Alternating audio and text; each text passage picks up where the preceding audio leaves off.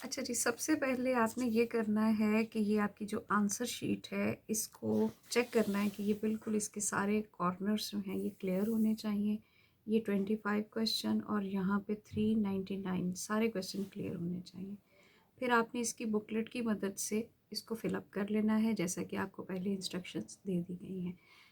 अब इस answer sheet को आपने स्कोर करना है with the help of keys.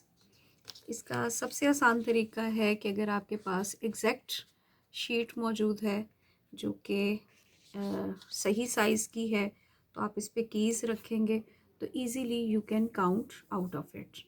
अगर आप इस पे कीज़ रखते हैं तो जहाँ जहाँ प्लस के साइंस हैं आपने सिर्फ उन प्लस के साइन को काउंट करना है।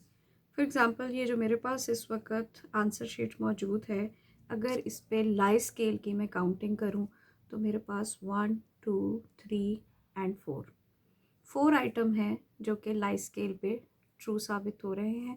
उसके अलावा कोई आइटम इसमें कंसिडर नहीं होता।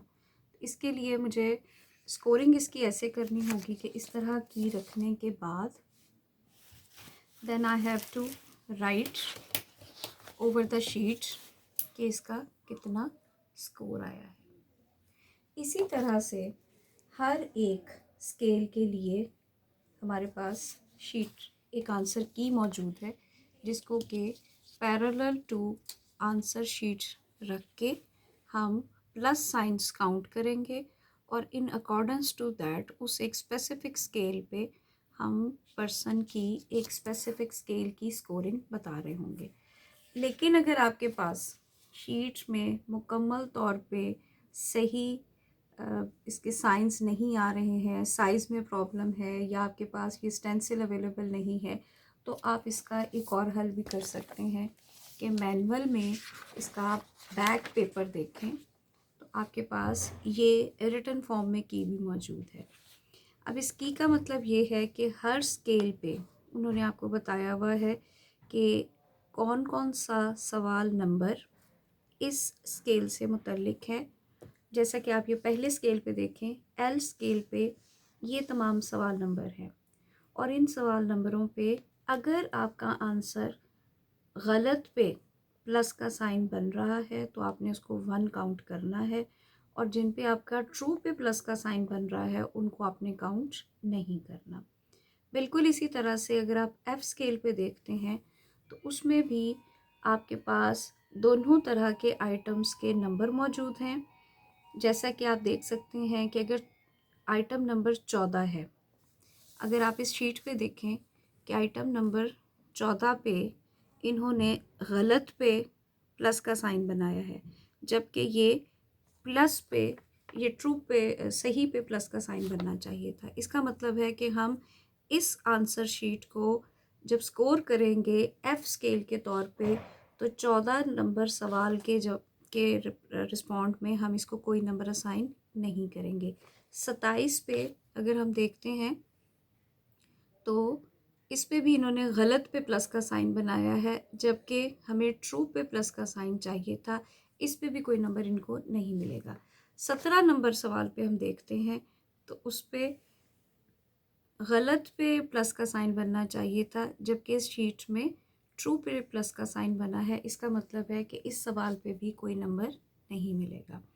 अब इसी तरह से आपने इन सब सवालात के कॉरस्पॉन्डिंग जवाबात को यहाँ से कंसिडर करना है। जो ट्रू के कॉलम में सवाल नंबर आ रहे हैं, अगर आपका जवाब ट्रू होता है तो आप एक नंबर असाइन करेंगे और अगर आपका जवाब गलत पे असाइन हुआ हुआ है तो आप उसको नंबर नहीं देंगे। बिल्कुल इसी तरह जो सवाल नंबर फॉल्स पे आ रहे हैं उनमें अगर तो आपका जवाब गलत है तब आपको एक नंबर मिलेगा और अगर आपने सही पे टिक किया हुआ है तो आपको जब उसका कोई नंबर नहीं मिलेगा। इस तरह से आपने तमाम स्केल्स की स्कोरिंग करके यहाँ उनके टोटल स्कोर्स लिख लेने हैं। ये आपका फर्स्ट स्टेप कंप्लीट हो जाता है। इसके बाद आपका इसको आपने पूरे जिस लिहाज से करना है, ये आपके पास मैना सोटी कसीर रुखी जायज़ा शख्सियत है जहाँ आपने अपना रॉ स्कोर हर एक स्केल के अगेंस्ट लिख देना है।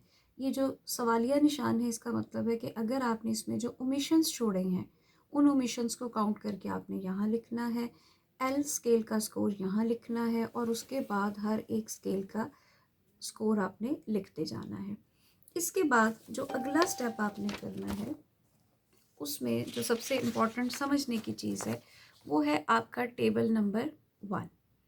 टेबल नंबर 1 आपको ये बताता है कि आपका के स्केल पे रॉ स्कोर क्या आया है। के स्केल पे जो आपका रॉ स्कोर आएगा उसी के कॉरस्पॉन्डिंग आपको 3 मज़ीद के स्कोर्स मिलेंगे। जैसा कि हमारे पास इसी मैनुअल के अंदर एक एग्ज़ाम्पल का केस मौजूद है सफ़ा नंबर 14 पे। अगर आप सफ़ा नंबर 14 पे देखें तो यही वाला जो आपने फॉर्म फिल करना है वो ऑलरेडी फिल्ड है।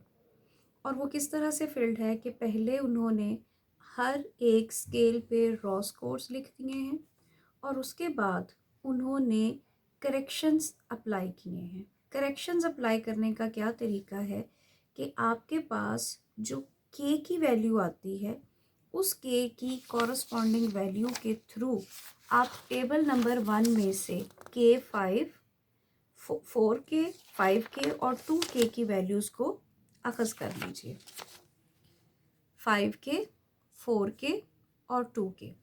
जैसा कि हम यहाँ देख रहे हैं कि इनके पास के की वैल्यू आई थी 4। हमने 4 के अगेंस्ट ये डिटर्मिन कर लेना है कि 5 के की क्या वैल्यू है, 4 के की क्या वैल्यू है और 2 के की क्या वैल्यू है। इन वैल्यूज़ को पुट करने के लिए गाइडलाइंस आपके पास पेज नंबर 12 पे मौजूद है। अगर आप देखें तो उन्होंने आपको बताया हुआ है कि के करेक्शन को आपने अप्लाई किस तरह से करना है। हम ये करते हैं कि जब हमारे पास